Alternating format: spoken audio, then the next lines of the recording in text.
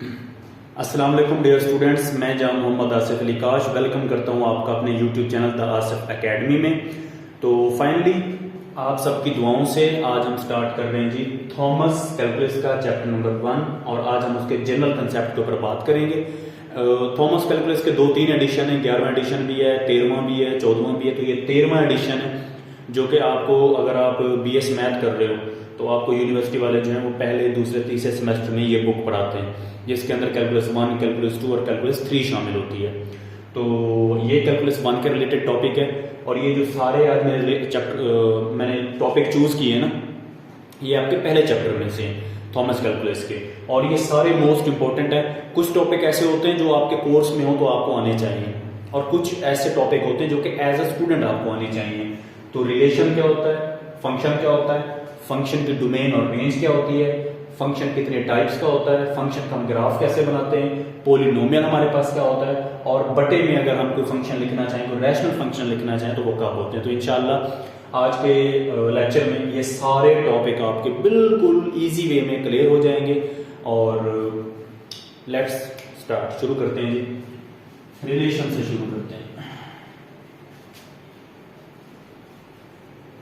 One by one मैं आपको सारे करवाता हूं। तो सबसे पहली चीज है जी रिलेशन।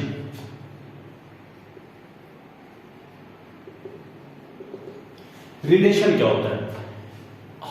ये बेसिकली पहले तो ये बात याद कर लें कि हर फंक्शन रिलेशन जरूर होगा, लेकिन हर रिलेशन फंक्शन नहीं होगा। जैसे मतलब जितने भी बच्चे हैं उनके वालिदैन तो होते हैं, लेकिन सब वालिदैन के बच्चे नहीं होते।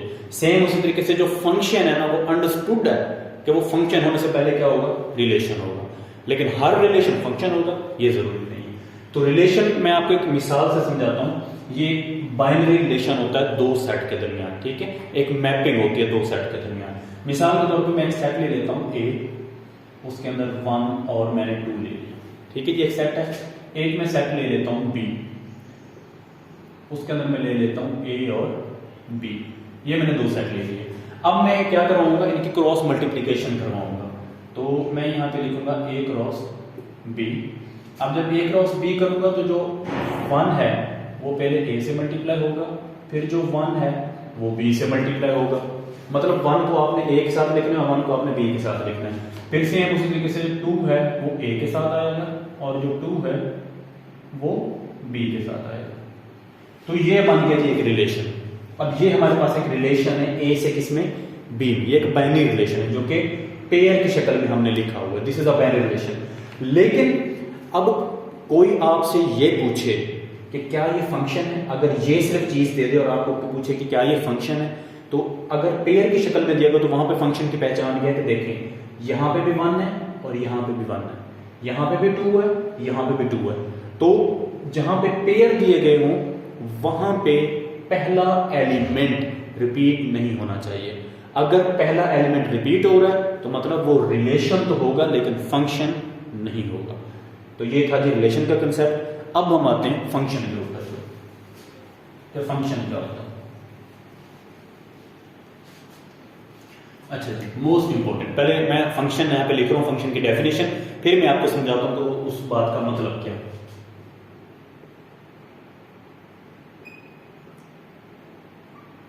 अच्छा जी, फंक्शन। तो a function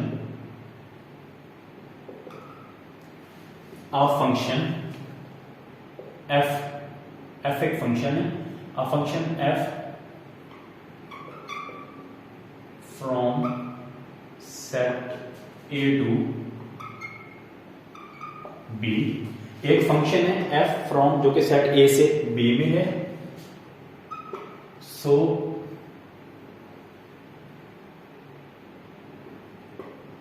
mapping, function basically क्या होती है, मैपिंग होती है, मैपिंग नंबरों की मैपिंग होती है। सो मैपिंग एफ एक मैपिंग होगी जो कि कैसे होगी, ए से बी के अंदर। एक फंक्शन होता है वो दो सेट के दरमियान होता है ए से बी में। सो ए मैपिंग की जो एक मैपिंग होगी एफ ए से बी के अंदर, वो फंक्शन कहलाएगी,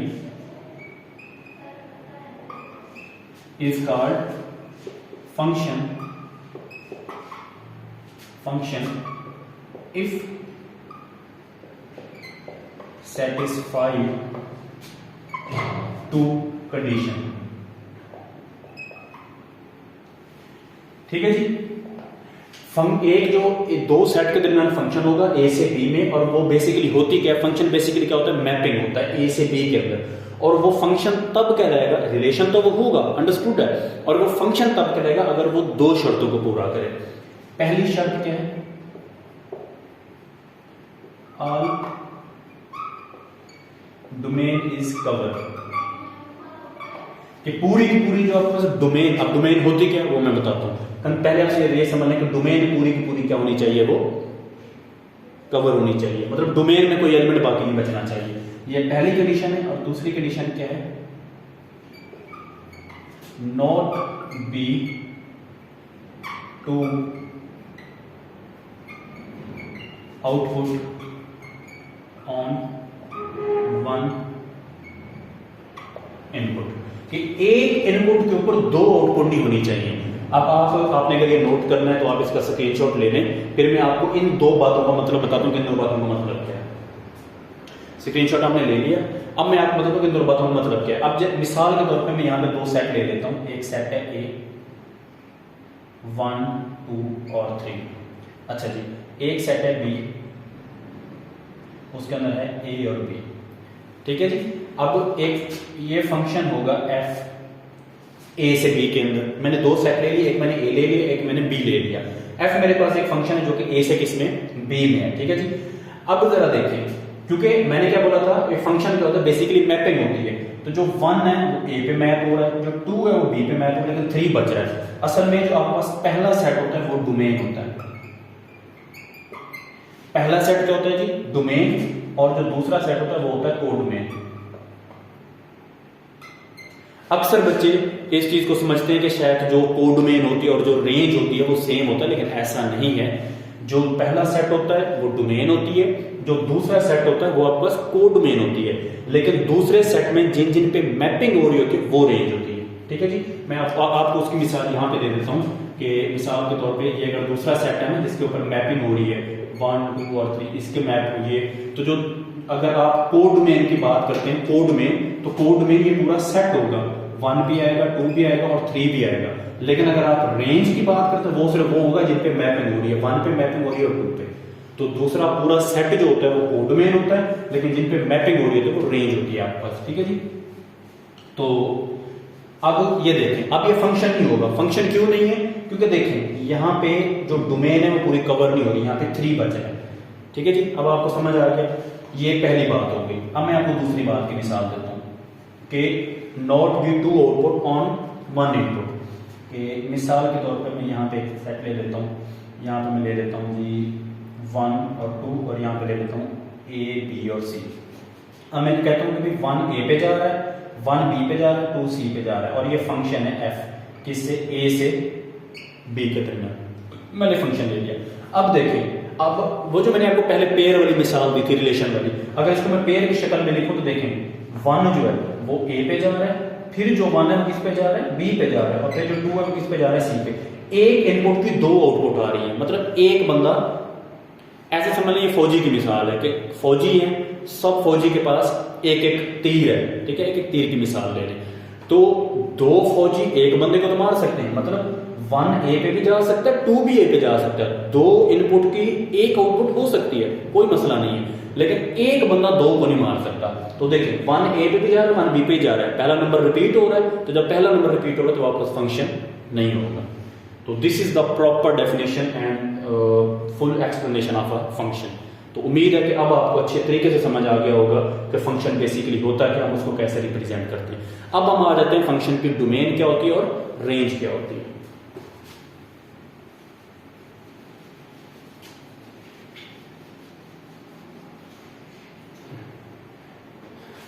अच्छा जी, अब हम फंक्शन की डोमेन और रेंज को डिस्कस करते हैं, वो मैंने यहां पे लिख ली है।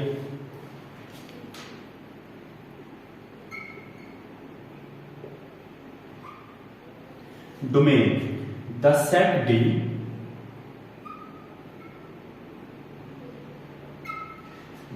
D of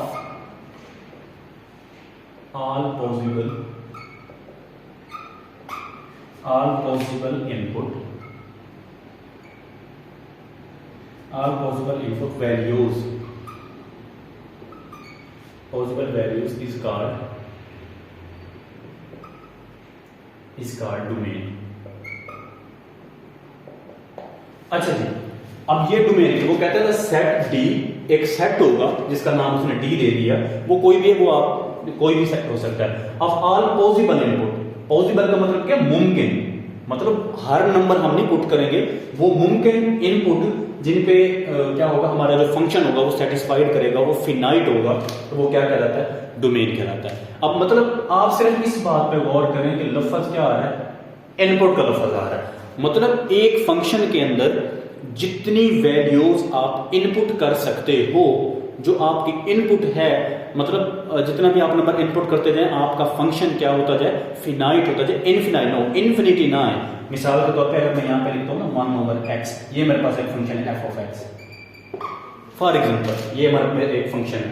अब यहाँ पे मैं x की जगह पे कोई नंबर भी पुट करूँ, ये मुझे आंसर देगा, बट अगर मैं x की जगह पे 0 पुट कर दे तो ये इन्फिनिटी हो जाएगा, 1/0 इन्फिनिटी।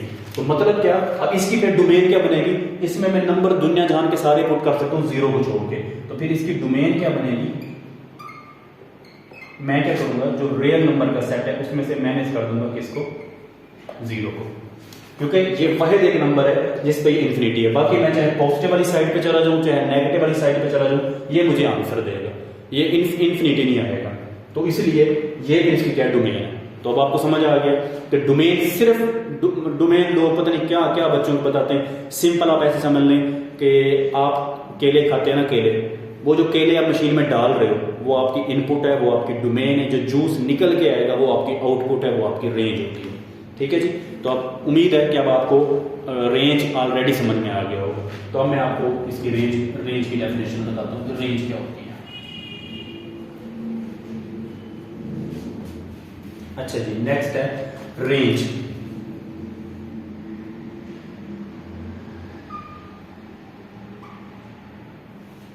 रेंज, अच्छा, the set of all output values, the set of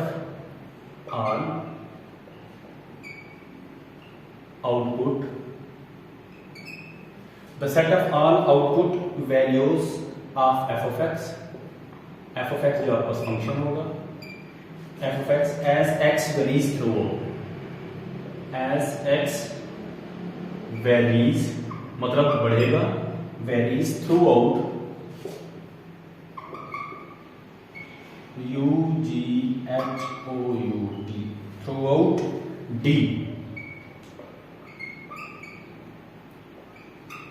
is called range। ठीक है जी, अब इस लफ्ज पे गौर करें जरा, इस लफ्ज पे वो कहते थे set of all output values के, जो हम इनपुट कर रहे थे वो तो डोमेन थी, लेकिन जो आउटपुट वैल्यूज जो निकल के आ रही है सारी की सारी फंक्शन की, और वो कैसे निकल के आ रही है, जब x आपका वेरीज करता जा रहा है, वेरी का मतलब है चेंज होना, जैसे जैसे आप x को चेंज करते जाओगे गिवन डोमेन के अकॉर्डिंग, तो आपके फंक्शन की आउटपुट भी क्या होती जाएगी, चेंज होती जाएगी। तो तमाम वो पॉसिबल आउटपुट जो कि निकल के आ सकती हैं वो आपका क्या होगा, उसकी रेंज होगी। अब मैं आपको मिसाल से एक ऐसी मिसाल देता हूं जिससे डोमेन भी समझ में आ जाएगी और आपको रेंज भी समझ आ जाएगी। अब मैं एक फंक्शन ले लेता हूं simple, f of x is equal to x का स्केयर। ठीक है जी, अब मेरे पास फंक्शन है। अब मैं पहले तो मैं ये चेक करूंगा इसके डोमेन क्या है, इनपुट है। अब इसमें जरा देखें, मैं इसमें 0 भी पुट कर सकता हूं, तो 0 का स्केयर क्या आएगा, 0। मैं इसमें -1 पुट कर सकता हूं, तो -1 का स्केयर क्या आएगा, 1। मैं इसमें 1 पुट कर सकता हूं, तो 1 का स्केयर क्या आएगा, 1। मैं इसमें 2 पुट कर सकता हूं, 2 का स्केयर क्या आएगा, 4। मैं इसमें -2 पुट कर सकता हूं, -2 का आंसर क्या आएगा, 4। अब जरा गौर करें, ये मेरी इनपुट है, ये जो चीज है ये मेरी इनपुट है, और ये जो मेरी चीज है वो मेरी आउटपुट है।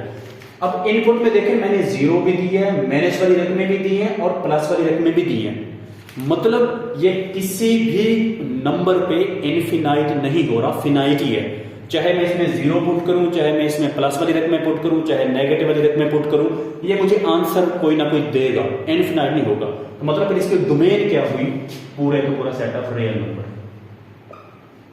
पूरा सेट ऑफ रियल नंबर। मतलब मैं प्लस माइनस 0 जो दिल करे इसमें पुट कर सकता हूं। बट जरा गौर करें, चाहे मैंने -1 पुट किया, चाहे मैंने +1 पुट किया, आंसर मुझे पॉजिटिव ही मिल रहा है क्योंकि स्केयर है।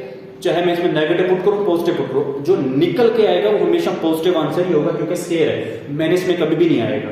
तो फिर इसकी रेंज क्या होगी, 0 से लेकर प्लस इंफिनिटी तक 0 शामिल है। इसको क्लोज इंटरवल कहते हैं, इसको ओपन इंटरवल। क्लोज इंटरवल का मतलब होता है कि ये चीज भी शामिल है, और ओपन का मतलब है कि इंफिनिटी शामिल नहीं, उससे पीछे वाली सारी रकमें।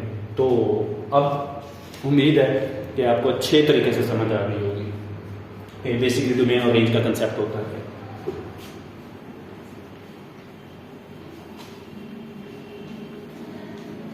अच्छा जी, अब हम कर लेते हैं डोमेन और रेंज की अकॉर्डिंग कुछ थोड़ी सी एग्जाम्पलें मैंने यहाँ पे लिखी हुई है। एक तो मैंने आपको करवा दी है, दूसरी भी हमने कर ली है, तीसरी मैं आपको करवा देता हूँ एग्जाम्पल। और ये एग्जाम्पल मैंने खुद से नहीं, आपकी बुक से ही है, √x, ठीक है जी। अच्छा, कहीं पे ना f(x) भी दिया गया हो ना, ये f(x) है तो ये y के बराबर होता है, ये हमेशा याद रखिएगा कि आपका f(x) फंक्शन वो y के बराबर है। तो इसकी जगह पे आप f(x) भी लिख सकते हो और चाहे y भी लिखा हुआ हो तो कोई इशू नहीं है क्योंकि ये दोनों आपस में एक दूसरे के बराबर होते हैं, ठीक है। ये एक नोटेशन है तो इस पर परेशान नहीं होना। अच्छा जी, अब जरा इस पे आ जाए। अंडर है, अंडर तब तक फिनाइट रहता है, तब तक ऐसे समझने कि उसको कोई प्रॉब्लम नहीं होती जब तक उसके अंदर नेगेटिव नहीं आता। ये आपको भी पता है, जब अंडर रूट में नेगेटिव आ जाए तो फिर हम वो कॉम्प्लेक्स नंबर में चले जाते हैं। तो इसमें मैं दुनिया जहान की सारी रकमें पुट कर सकता हूँ सिवाय किसके, नेगेटिव के। मतलब अगर मैं रेल लाइन यहाँ पे बनाऊं, यहाँ पे मेरे पास होता है +1 +2 और सो ऑन, यहाँ पे मेरे पास होता है -1 और -2 और सो ऑन। मतलब मैं इसमें 0 भी पुट कर सकता हूँ। अगर मैं x की जगह पे 0 पुट करूंगा तो मेरे पास आंसर जो आएगा वो 0 आएगा। अगर मैं x की जगह पे 1 पुट करूंगा तो मेरे पास जो आंसर आएगा वो 1 आएगा, ठीक है जी। तो मतलब मैं इस 0 से लेकर थ्रू आउट प्लस इंफिनिटी तक सारी रकमें क्या कर सकता हूँ, पुट कर सकता हूँ। फिर इसकी डोमेन क्या होगी, डोमेन होगी 0 से लेकर इंफिनिटी तक, क्योंकि मैं 0 से पीछे नेगेटिव नंबर यहाँ पे पुट नहीं कर सकता, मैं पॉजिटिव नंबर ही पुट कर सकता हूँ, तो वो ये आ जाएगा। और जो रेंज है, रेंज भी वही होगी, क्योंकि जब पॉजिटिव नंबर हम पुट नहीं कर सकते तो पॉजिटिव नंबर नेगेटिव नंबर निकल के, नेगेटिव नंबर हम पुट नहीं कर सकते तो नेगेटिव नंबर जैसे पता निकल के भी नहीं आएगा। निकल के भी देखें क्या आ रहा है, 0 आ रहा है, 1 आ रहा है, तो मतलब 0 से लेकर आगे सारी वैल्यूज आ सकती हैं। तो इसकी फिर रेंज भी क्या होगी, 0 से लेकर इंफिनिटी तक। इसकी डोमेन और रेंज सेम है। ये तो कुछ एग्जांपल थी। उम्मीद है कि अब आपको अच्छे तरीके से समझ आ गया होगा कि क्या हम इसमें पुट कर सकते हैं, डोमेन क्या होती है और रेंज क्या होती है, क्या हम उसके अंदर पुट नहीं कर सकते, ठीक है जी। अब बात आ जाती है फंक्शन की कुछ टाइप्स की, और फंक्शन की टाइप्स के बाद फिर मैं आपको बताऊंगा कि हम फंक्शन का ग्राफ कैसे बनाते हैं। फंक्शन की कुछ टाइप्स हैं। पहला फंक्शन, पहली टाइप्स है उसकी जी, जो आपकी बुक में इंक्रीजिंग फंक्शन।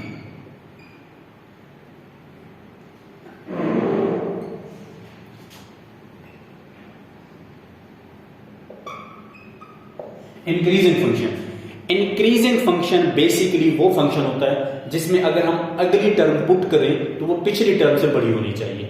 मिसाल के तौर पे अब मैं यहाँ पे सिंपल एक फंक्शन ले लेता हूँ, f(x) = x। ये मैंने एक फंक्शन ले लिया और मैं कहता हूँ जी इसकी जो डोमेन है वो है सेट ऑफ नेचुरल नंबर। ये इसकी डोमेन है। अब नेचुरल नंबर किसके बराबर होता है, 1 2 3 और सो ऑन, ये होता है। अब मैं यहाँ पे इसकी टर्म लेता हूँ, मैं यहाँ पे लेता हूँ f(x)(1). x1 जब लूंगा तो यहाँ से पहली टर्म इसके अंदर पुट करूंगा तो वो 1 हो जाएगा। जब मैं f(x2) लूंगा तो दूसरी टर्म इसके अंदर पुट करूंगा वो 2 हो जाएगा। अब जरा ध्यान करें, जो f(x2) है उसकी वैल्यू, आंसर उसका बड़ा आया किससे, f(x1) से। और हर अगली जो टर्म होगी, अब जब f(3) इससे बड़ी कौन सी होगी, f(x2) से बड़ी कौन सी होगी, f(x3). ये फिर इससे बड़ी होगी। देखिए मतलब हर आने वाली अगली टर्म पिछली टर्म से बड़ी है, इस फंक्शन को क्या कहते हैं, इंक्रीजिंग फंक्शन। और जहर सी बात है, इसका उलट डिक्रीजिंग फंक्शन है। ये इंक्रीजिंग फंक्शन है, डिक्रीजिंग फंक्शन क्या होगा, इसका उलट हो जाएगा ऐसे, इसका मुंह आप ऐसे कर दोगे ऐसे। हर आने वाली टर्म पिछली टर्म से क्या होगी, उल्टा छोटी होगी। वो कैसे होगी, अगर इसका बटा कर दें, 1/x कर दें। अगर आप इसको 1/x कर देते हो तो जाहिर सी बात है जब इसके अंदर आप 1 पुट करोगे तो ये 1 आएगा, जब आप इसके अंदर 2 पुट करोगे तो 0.5 आएगा। अब जब 3 पुट करेंगे और जितनी वैल्यू बढ़ाते जाओगे आपकी जो वैल्यूज होगी वो 0 को अप्रोच करती जाएगी। तो मतलब हर अगली टर्म का आंसर जो पिछली टर्म से उल्टा छोटा आ रहा है तो वो डिक्रीजिंग है। तो उम्मीद है आपको समझ आ गई होगी इंक्रीजिंग की, डिक्रीजिंग की। अब नेक्स्ट इसकी टाइप है इवन और ऑड फंक्शन। ठीक है जी, नेक्स्ट इसकी जो टर्म है वो है इवन फंक्शन। मिसाल के अब ये आपके पास एक फंक्शन है f(x), ठीक है जी, और अगर हम क्या करें, इसको -x लिखें, मैंने से इसको मल्टीप्लाई करवाएं और दोबारा इसका आंसर f(x) वही पहले वाला आ जाए तो ये क्या कहलाता है जी, इवन फंक्शन। ठीक है, इवन फंक्शन क्या होता है कि आप दिए गए फंक्शन को मैंने से मल्टीप्लाई करवाएं, मतलब जो x के जो वेरिएबल इन्वॉल्व है उसके साथ माइनस लगा दें और उस पर कोई फर्क ना पड़े, दोबारा से वही फंक्शन आ जाए तो क्या कहलाएगा, इवन फंक्शन। मिसाल के तौर पे मैं यहां पे लिखता हूं जी f(x), मेरे पास एक फंक्शन है x का स्क्वायर, तो मैं क्या करता हूं, x को मैंने से मल्टीप्लाई करवा देता हूं, इसको भी मैंने से मल्टीप्लाई करवा दिया तो ये स्क्वायर हो जाएगा। स्क्वायर जो मैंने को फिर से पॉजिटिव कर देता है, फिर से x के देखें, फिर से एज इट इज वही फंक्शन आ गया। तो मतलब ये फिर क्या होगा, इवन फंक्शन होगा ये वाला। और जाहिर है इसका उलट क्या होगा, ऑड फंक्शन होगा। मिसाल के तौर पे इसी को मैं चेंज कर देता हूं, मैं लिख देता हूं f(x) = x + 1, ये फंक्शन है। तो मैंने यहाँ पे अगर मैं x को मल्टीप्लाई करवा तो मैंने से हो जाएगा -x - 1। तो देखें दोबारा तो वही फंक्शन नहीं आया ना, तो ये फिर क्या होगा, ऑड फंक्शन। ठीक है जी, ये मेरे पास क्या है, ऑड फंक्शन है। तो बाकी इसके अलावा फंक्शन होता है अलजेब्राइक फंक्शन, जिसमें अलजेब्रिक कोई एक्सप्रेशन आ जाए। उसके बाद बात आ जाती है जी लोगारिथमिक फंक्शन, जिसमें लॉग हो। एक एक्सपोनेंशियल फंक्शन होता है जिसके अंदर क्या e की वैल्यू आ जाए। तो ये सारी फंक्शन की बेसिक जो मेन टॉपिक है वो मैंने आपको सारे कवर करवा दिए। अब जी बात आ जाती है कि पोलिनोमियल क्या होता है। पोलिनोमियल, ठीक है जी, मोस्ट इंपॉर्टेंट बात कि पोलिनोमियल क्या होता है।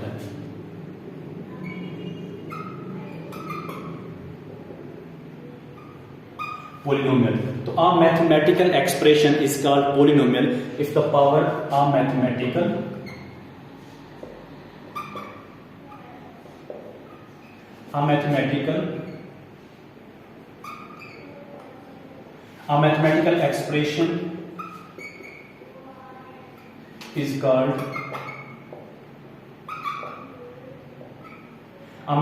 expression is called polynomial if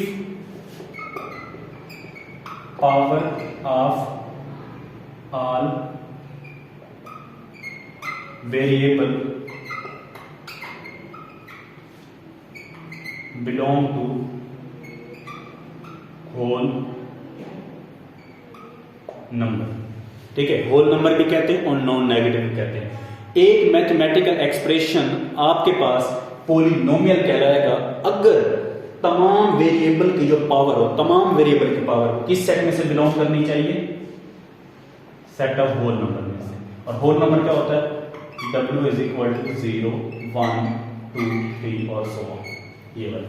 अब मैं आपको एक मिसाल देता हूं। अगर मैं यहां पे लिखता हूं x² + √x, ठीक है, तो मैं आपसे पूछता हूं क्या ये पोलिनोमियल है, तो अक्सर बच्चे बोलेंगे, जल्दी जल्दी बोले हाँ सर ये है, लेकिन ये नहीं है, क्योंकि जो x की पावर 2 है वो तो होल नंबर में है, लेकिन अगर हम इसकी जजर खत्म करते हैं तो ये क्या हो जाएगा, x की पावर 1/2, और जो 1/2 है वो बिलोंग नहीं करता होल नंबर में से, तो this is not a polynomial. अब जैसे अगर मैं एक और आपको मिसाल दूं, मैं यहाँ पे लिख दूं x की पावर 3 - 1/x, तो आप अगर पूछो तो बच्चे बोलेंगे हाँ सर ये तो पोलिनोमियल है, लेकिन ये भी पोलिनोमियल नहीं है, ठीक है, x की पावर 3 है, वो इसमें से बिलोंग करता है, लेकिन यहाँ पे x की पावर किसी में क्या है 1 है, और ये जब ऊपर जाएगा तो x की पावर 3 ऊपर जाके इसकी पावर का साइन चेंज और ये -1 बन जाएगा।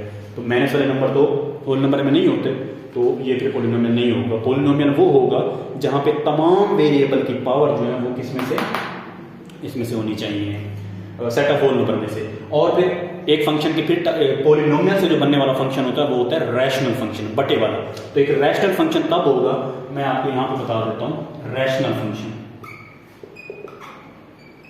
रैशनल फंक्शन क्योंकि बटे वाला होता है, जैसे मिसाल के तौर पे ऊपर मैं लिख देता हूं p ऑफ x और नीचे लिख देता हूं q ऑफ x। तो एक रैशनल फंक्शन तब होगा अगर p ऑफ x और q ऑफ x दोनों के दोनों क्या होने चाहिए, पॉलिनोमियल होने चाहिए। मिसाल के तौर पर मैं यहाँ पे लिख दूं x की 3 प्लस 2x का स्क्वायर और नीचे लिख दूं 3y का स्क्वायर, ये लिख दूं तो, और इसका नाम दे दूं f ऑफ x का। तो ये देखें, ये मेरे पास एक रैशनल फंक्शन है। क्यों? क्योंकि ऊपर वाले पॉलिनोमियल की भी जो दोनों पावर है सेट ऑफ होल नंबर में से और नीचे भी, यानी कि ये भी पॉलिनोमियल है, ये भी पॉलिनोमियल। तो जब ऊपर और नीचे वाले बटे के दोनों नंबर, ऊपर वाला भी नीचे वाला भी एक्सप्रेशन दोनों पॉलिनोमियल होंगे, फिर उससे जो बनने वाला फंक्शन होगा वो क्या होगा, रैशनल फंक्शन होगा। अच्छा जी, अब मेन हमारे टॉपिक माशाल्लाह सारे कंप्लीट हो गए, और एंड में जो बात रहती है वो है जी कि हम ग्राफ कैसे बनाएंगे किसी भी दिए गए फंक्शन का। आखिरी चीज जो हमारी रहती है वो हमारा ग्राफ है।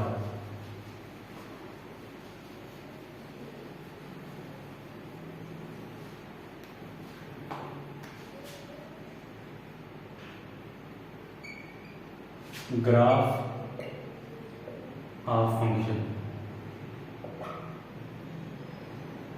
अच्छा जी, ग्राफ बनाने का सबसे पहले तो एक मतलब सुन लें कि हमारे पास एक क्वाड होगा, ऐसे 4 क्वाड होते हैं ना, यहाँ पे x होता है, यहाँ पे y होता है, यहाँ पे -x होता है और यहाँ पे माइनस का y होता है। ठीक है जी। और अगर आपने हमेशा y को लेफ्ट साइड पे रखना है और x को इस साइड पे, ठीक है जी। और अगर यहाँ पे आपको ऐसे दिया जाए f ऑफ x, तो फिर आपने परेशान नहीं होना कि यार y तो है नहीं, तो मैंने अभी आपको बताया कि जो y होता है वो बराबर होता है f ऑफ x के। ये एक नोटेशन है जो कि आपको याद होनी चाहिए, ये दोनों आपस में बराबर है। तो आपने x की जगह पे सिंपली क्या पुट कर देना है, यहाँ पे y पुट कर देना है। तो आपने क्या करना है, 4 से 5 वैल्यूज नेगेटिव, 3-4 पॉजिटिव और दरमियान में 0, वो x की जगह पे पुट करना है। तो आपको वैल्यू किसकी मिलती जाएगी, y की, और उसके हिसाब से आपने क्या बना लेना है, ग्राफ बना लेना है। ठीक है। अब ये देखें, मैं अभी आपको पुट करके भी दिखा देता हूँ। यहाँ पे जरा पुट करें, आप जब x की जगह पे 0 पुट किया तो y का भी क्या मिला, 0। x की जगह पे 0 पुट किया तो y का भी क्या मिला, 0। x की जगह पे 1 पुट करें, x का 1 पुट किया तो y का भी 1 मिला। यहाँ पे -1 पुट करें, -1 पुट किया तो -1 मिला। ठीक है जी। मतलब जो x के इनपुट है वही y का। अब हम यहाँ पे बना लेते हैं, यहाँ पे होगा प्लस का 1 प्लस का 2 प्लस का 3, यहाँ पे -1 -2 -3, यहाँ पे प्लस का 1 प्लस का 2 सो। अच्छा, 0 0 दोनों कहाँ पे होते हैं, ओरिजिन पे। ये ओरिजिन है, यहाँ पे x भी 0 होता है, y भी। और अक्सर बच्चों को ये नहीं पता होता कि अकेला x कहाँ पे 0 होता है और y कहाँ पे। तो ये याद रखिएगा कि ये देखिए पूरी लाइन x की है, ये x का घर है, यहाँ पे y का कोई हक नहीं है। तो जो y होगा वो x की पूरी लाइन पे 0 होगा। लेकिन ये देखिए ये y है, तो फिर ये y का घर है, तो y की पूरी लाइन पे x क्या होगा, 0। तो x की लाइन पे y 0, y की लाइन पे x 0, और दोनों 0 कहाँ पे होते हैं, ये ओरिजिन पे। ये हो गया। अब जब 1 पुट किया तो 1 मिला, ये पॉइंट आ जाएगा। -1 पुट किया तो यहाँ पे -1 मिला, तो ये पॉइंट हो जाएगा। 2 पुट करेंगे तो 2 मिलेगा, यहाँ पे भी ऐसे, तो ये स्ट्रेट लाइन हो जाएगी, बिल्कुल ऐसे सीधा। तो हमें सब और जरा गौर करें, यहाँ पे y की पावर भी 1 है, x की पावर भी 1 है। तो जब x और y की पावर लीनियर होगी, मतलब 1 होगी, तो जो ग्राफ बनेगा हमेशा वो एक स्ट्रेट लाइन होगा। ये आपने लिखना है तो लिख लें कि when function is linear, so graph is straight line. लाजमी नहीं कि अकेला y x के बराबर। अगर मैं इसको ऐसे लिख दूं कि y is equal to x plus 2, अगर मैं ऐसे लिख दूं y is equal to x minus 1, बस ये देखें कि y और x की पावर 1 है ना, लीनियर है, तो इसका जो इन सब फंक्शन का जो ग्राफ बनेगा वो हमेशा स्ट्रेट लाइन होगा, सीधी लाइन बनेगी जब लीनियर होगा। ठीक है जी। अब हम एक स्केयर वाला ले लेते हैं। स्केयर में क्या होता है, पैराबोला बनेगा। ठीक है जी। लीनियर था तो स्ट्रेट लाइन बन रही थी। ये भी लिख लें, आप अपनी कॉपी पे लिख लें कि जब लीनियर होता है तो स्ट्रेट लाइन बनती है, जब स्केयर होता है तो फिर क्या बनता है, पैराबोला। जैसे मिसाल के तौर पर मैं यहाँ पे लिखता हूँ y = x का स्केयर। अब y = x स्केयर का ग्राफ आप बना के देख लीजिएगा, वो ये वाला पैराबोला बनेगा ऐसे। ठीक है। और अगर मैं कह दूं कि y = -x स्केयर, तो उसका जो ग्राफ बनेगा वो इसको आप उल्टा कर दोगे, वो ये वाला पैराबोला बनेगा। ठीक है जी। और अगर मैं ऐसे कह दूं कि x = y का स्केयर, तो वो फिर ये वाला पैराबोला बनेगा। आप पुट करके देख लीजिएगा। और अगर x = -y स्केयर, तो उसका फिर इसको उल्टा कर दोगे, फिर ये वाला पैराबोला। ठीक है जी।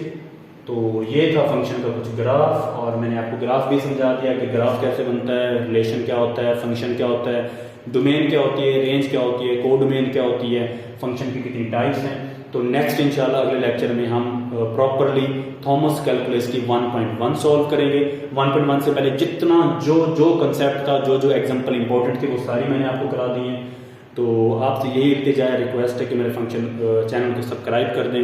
अपने जो कमज़ोर दोस्त हैं, जिनकी बिल्कुल भी बेस नहीं है मैथ के अंदर, उनके साथ ज़रूर शेयर करें, उनका बहुत फ़ायदा होगा। अपनी दुआओं में याद रखें। अल्लाह पाक आपको कामयाब करे, और अल्लाह हाफिज़। Thank you so much.